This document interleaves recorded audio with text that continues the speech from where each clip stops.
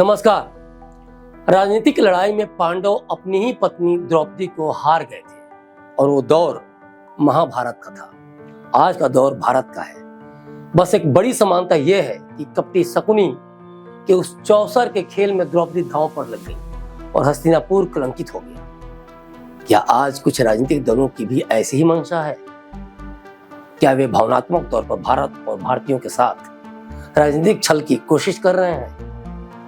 बेंगलुरु में 17-18 जुलाई की बैठक में 26 दलों के बीच गठबंधन के जिस नाम पर सहमति बनी उसका नाम INDIA दिया गया, यानी Indian national development inclusive alliance. इस गठबंधन की टैगलाइन जीतेगा भारत रखी गई है। चलिए समझते हैं विपक्ष की अस्वस्थामा मारा गया वाली राजनीति को। पहले ये बताएं कि जब तक सांस है कभी अपने देश का मस्तक नीचा होने देंगे? नहीं ना। तो विपक्षी गठबंधन का नाम इंडिया है। अगर वो हारती है तो आप क्या कहेंगे? इंडिया हार गई। अपनी राजनीतिक हित को पूरा करने के लिए आप इंडिया का नाम लेकर देश को इस तरह से कलंकित करेंगे। और आप सोचते हैं कि जिस भारत को मां के रूप में पूरा देश दिखता है, उसे दिल से लगाता है, उसके नाम का यूज कर उसके साथ कपट कर आप वोट ले लेंगे। कोई भी भारतवासी इस चीरहरण को नहीं बर्दाश्त कर सकता। गठबंधन कभी सफल नहीं रहा। जब जब नेताओं की राजनीतिक जमीन की शक्ति नजर आई या जब जब उन पर केंद्रीय एजेंसियों ने उनके भ्रष्टाचार को लेकर शिकंजा कसा, वे केंद्र सरकार पर दोषारोपण करते हुए राजनीतिक कार्ड खेलते नजर आए। और इसके बाद गठबंधन और देश की याद आती है। एक राजनीतिक प्लेटफॉर्म तैयार होता है, सब उस पर एकजुटता का रोल प्ले करते हैं और फिर चुनाव खत्म होने के बाद जब रिजल्ट आता है तो टाएं टाएं फिस। लेकिन इस बार राजनीतिक सिद्धांतों को ताक पर रखकर विपक्ष ने तो हद कर दी। खैर, इसमें विपक्ष की कोई गलती नहीं। उसे पता है इस बार वे धड़ाम से गिरे तो कभी उड़ान नहीं भर पाएंगे। जो भारत कभी टूटा नहीं, उस भारत को जोड़ने वाले नेताओं को भी पता है कि इस बार नहीं तो कभी नहीं। और यही डर उन्हें येन केन प्रकार राजनीति करने को उकसा रहा है। राज सत्ता का यही स्वार्थ उन्हें ओछी राजनीति करने को बाध्य कर रहा है। पहले देखिए ये वीडियो। और हम कहना चाहते हैं, vote for India, vote for India. PM जब कहते हैं कि वोट फॉर इंडिया, तो पीएम बीजेपी के लिए वोट नहीं मांगते, बल्कि वे भारतीयों से ये अपील करते हैं कि जो भारत के लिए, जो आपके देश के लिए, जो इंडिया की बेहतरी के लिए काम करे, उसे वोट करें। लेकिन विपक्ष की चालाकी देखिए। अब अगर कोई ये कहता है कि वोट फॉर इंडिया, तो जो उसने गठबंधन बनाया है उसको लेकर उसका क्या मतलब होगा? किसके लिए अपील समझी जाएगी? क्या चुनाव आयोग की इस पर नजर है? क्या चुनाव आयोग इस पर संज्ञान लेगा? Reserve bank of India, election commission of India, Bharat के कई ऐसे संस्थान हैं, कई ऐसे ऑर्गेनाइजेशन हैं जिनके नाम के साथ इंडिया जुड़ा है। Passport, voter ID, PAN card, Aadhaar card और संविधान, सब जगह इंडिया। और तो और PM of India, president of India. ऐसा नहीं कि विपक्ष ने अपने गठबंधन के लिए इंडिया नाम यूज करने से पहले नहीं सोचा था या उसे कुछ पता ही नहीं था, बल्कि उसने इसे ही मोहरा बनाया। उसने इसे ही मोहरा बनाकर जनता को गुमराह किया है। कांग्रेस की प्रवक्ता सुप्रिया श्रीनेत्र को सुन लें और बताएं कि आखिर ये क्या कहना चाहती हैं। आपको इंडिया से चिढ़ है, आपको इंडिया से दिक्कत है, चले जाइए पाकिस्तान। ये कहूंगी आज मैं। स्टार्टअप इंडिया, डिजिटल इंडिया, फलाना इंडिया, खेलो इंडिया। तो क्या ये इंडिया गलत है? मुझे बताइए। आप भारत की बात नहीं करते हैं, आप देश की बात नहीं करते हैं, आप भारत की सरजमी की बात नहीं करते हैं। जब आप कहते हैं खेलो इंडिया, जब आप कहते हैं बढ़ेगा इंडिया, जब आप कहते हैं स्टार्टअप इंडिया, जब आप कहते हैं डिजिटल इंडिया, आप किसकी बात करते हैं?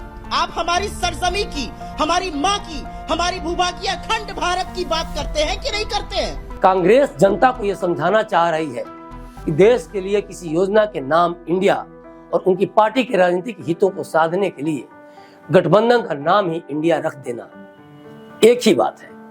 Skill India, startup India, digital India, ये सब अभियान, ये योजनाएं, ये प्रयास इंडिया और इंडियन के लिए है। ये इंडिया की बात है, भारत की बात है। ये कोई विपक्षी गठबंधन नहीं है कि इंडिया ही नाम रख दिया।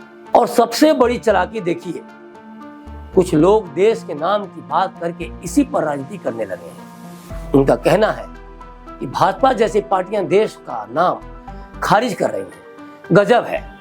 मतलब आप इंडिया के लिए करें न करें, जनता भले ही आपको सत्ता से बेदखल कर दे, लेकिन आप बेशर्म होकर थेथराई करें, लफाजी करें और जनता को गुमराह कर सत्ता हासिल करने के लिए इंडिया का नाम भुलाएंगे।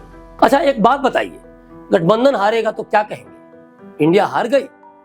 हद है यार, कुछ और नाम रख लेते, देश को तो बख्श दो। एक भारतवासी कभी भी एक राजनीतिक पार्टी के फेवर में इस नाम की कल्पना तक नहीं कर सकता।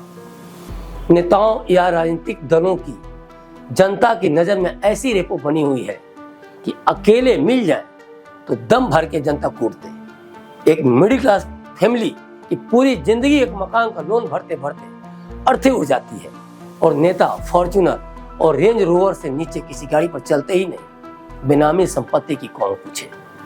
विपक्ष को इंडिया नाम की सलाह किसने दी, मैं इस पर नहीं जाना चाहता, लेकिन जिसने भी दी है मान के चलिए उसने कुछ सीटों पर विपक्षी हार की पटकथा इस नाम के साथ ही लिख दी है, क्योंकि शायद ही कोई भारतवासी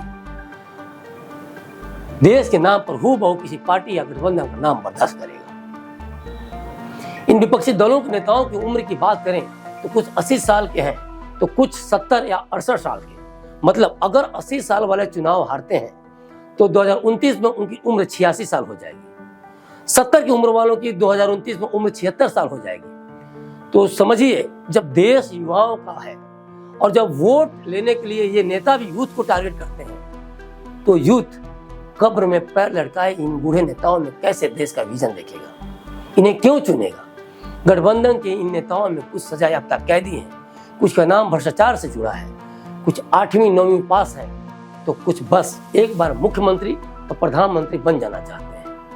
हम चाहे इंडिया रख दो या भारत, देश से तुम न कभी हो सकते हो न देश तुम्हारा हो सकता है। जनता तुम्हें कभी नहीं चुन सकती। क्या होता है इंडिया नाम रख देने से? जब आप इंडिया की बात नहीं करेंगे, जब इंडियन की समस्या नहीं सुनेंगे, जनता के विकास के बदले सिर्फ लूट कर अपनी झोली भरेंगे, उस राजनीतिक जमीन को बचाने की कोशिश करेंगे जो बहुत पहले ही खिसक चुकी है, और जिन राजनीतिक दलों की जमीन कुछ राज्यों में बची भी है उसमें भी दरार पड़ने लगी है। बात इंडिया की हो तो कुछ बात करें। कई नेता हैं जो देश को सिर्फ लूटते ही नहीं, देश को भ्रष्टाचार का मोहरा बनाकर उसके साथ गद्दारी ही नहीं करते, बल्कि केंद्रीय एजेंसियां जब छापे जैसी कार्रवाई करती हैं तो उस पर भी राजनीति, और राजनीति इस आरोप के साथ कि जानबूझकर छापे की कार्रवाई हो रही है। आरोप ऐसे लगाते हैं जैसे कितने बेदाग हो, गंगोत्री में डुबकी लगाकर आए हो, और ये सब सिर्फ और सिर्फ जनता को गुमराह करने के लिए एक भगीरथ प्रयास के सिवा कुछ नहीं। पता है विपक्षी देश सेवा क्या है? मोदी को हराना। क्योंकि विपक्ष को पता है कि उसके पास ये मोदी जैसा चेहरा नहीं है। उसे पता है कि अगर वे सब एक साथ नहीं आए तो मोदी को हराना नामुमकिन है। देश देख रहा है, देश देख रहा है, एक अकेला कितनों को भारी पड़ रहा है, एक अकेला कितनों को भारी पड़ रहा है। विपक्ष ये जानता है कि उनका गठबंधन जातिवाद का गठबंधन है। विपक्ष को ये पता है कि लालू या इस तरह के अन्य नेताओं के भ्रष्टाचार को लेकर जिस तरह से जनता की नजर में उनकी छवि बनी है, अगर उनका भ्रष्टाचार का चेहरा यूं ही उजागर न हो, अगर उनका भ्रष्टाचार का चेहरा यूं ही जनता की नजर में बना रहा, तो उनका गठबंधन ही नहीं, उनकी सदी ही खराब हो जाएगी। विपक्ष को यह भी भली भांति पता है कि कांग्रेस आज भी मैच्योर नहीं है। अगर मैच्योर होती तो गठबंधन का नाम इंडिया रखने वाली कांग्रेस विदेशों में जाकर देश विरोधी प्रोपेगेंडा नहीं फैलाती।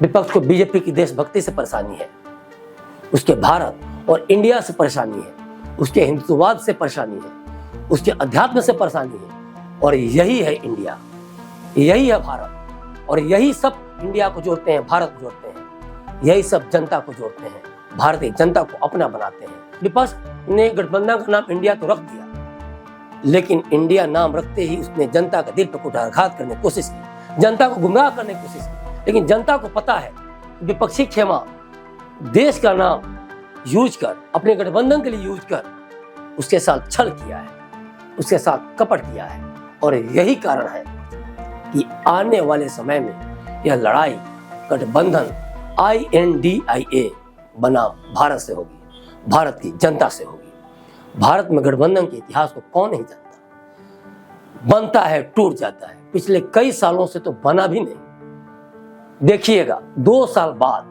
INDIA यानी Indian national development inclusive alliance भी कुछ इसी तरह से होगा खत्म। बस हमारा देश था, है और रहेगा, और वो है भारत अर्थात इंडिया।